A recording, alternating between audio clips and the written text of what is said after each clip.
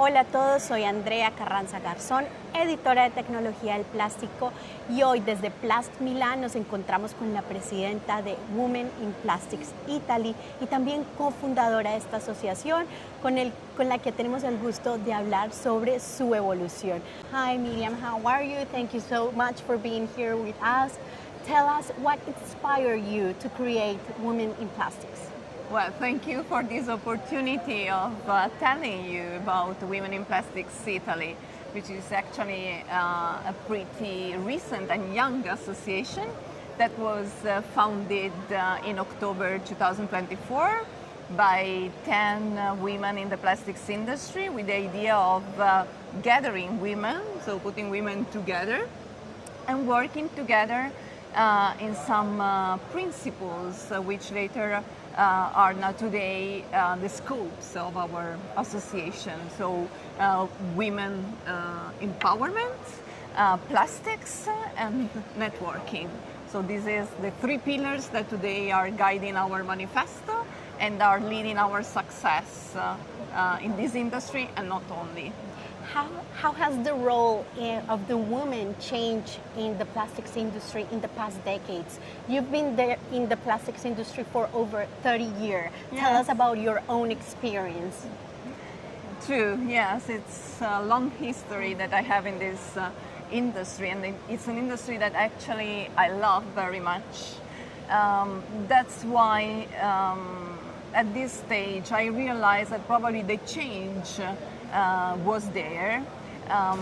The consideration for women is changing, is improving, but this improvement is basically too slow. In Italy especially, the gender gap report is still significant, and in the plastics industry the majority of the employees and the workers are men. Discrimination unfortunately is still there. So I think it's important to be active and do something, and this is the main intention of Women in Plastics Industry in Italy. The willing is also to have a more sustainable and inclusive industry, also to be more attractive for the young generations. Nowadays this industry is suffering for the lack of fresh energy. We complain that in the university, for instance, especially in the STEM faculties, there are not many female presences, and later these young people are not approaching the plastics industry so easily. So the effort that Women in Plastics Italy is doing is to work also with the universities to attract talents and welcome them to realize their career in this lovely industry we have. Mm-hmm. So how many companies or how many associates you have actually, and what do you expect for this year? In this 18 months of activity, the association arrived to about 180 members. It's very important to know that not only women are part of this association, but also men and companies. We also have cooperations with lots of other associations, and as I said, the universities. And what is very important and unexpected is that other nations are simulating the project of Women in Plastics Italy to do the same in their country. And for instance, here at PLAST Milan, we will have the first event with Women in Plastics Austria, which is the first international chapter born thanks to the inspiration of Women in Plastics Italy. What do we expect?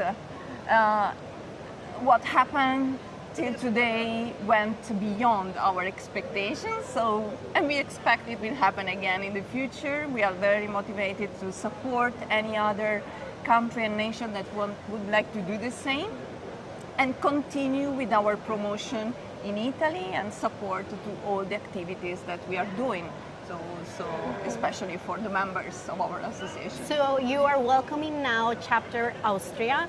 If other women or other companies want to be part of the association and make their own chapter in their own countries, not only Europe but also Latin America, what they should do? What are the next steps?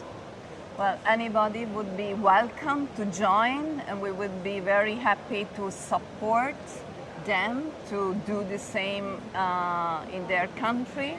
Just reach out, just learn more about our manifesto, about our identity, because it's very important to us that our values are brought very genuinely and transparently in all these countries, independently from the culture and the local context that we know that it might be different.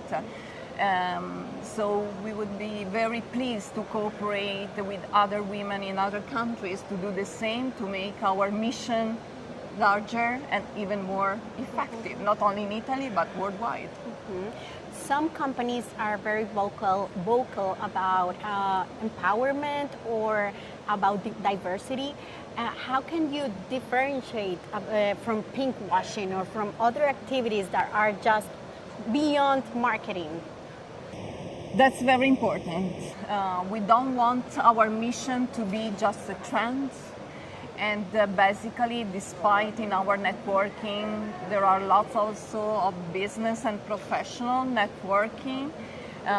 We like to stay away to any, let's say, commercial activity. So it's also very important to us that companies joining the network or the association agree with our manifesto and with our value. The main, I would say, warranty part or the connection in between the association and the companies are women, are members, and they help us to keep the dialogue, to also identify exactly which are the best practices in these industries, in these companies, and to have a very, I would say, constructive communication, dialogue, and progress with the association itself. This is our way actually to protect the real value of empowering women. Mm-hmm. What final message would you like to say to those women that maybe feel discriminated or that don't see like a change in the industry?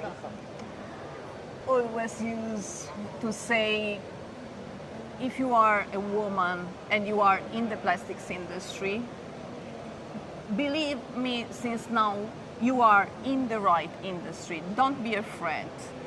There is enough space, enough room for you, for your talents.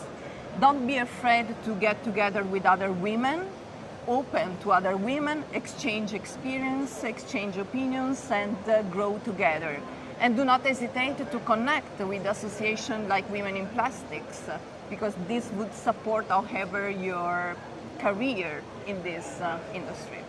Well, thank you so much, Miriam, for inspiring, but also for taking action for women in plastic and not making it only a trend, but going beyond.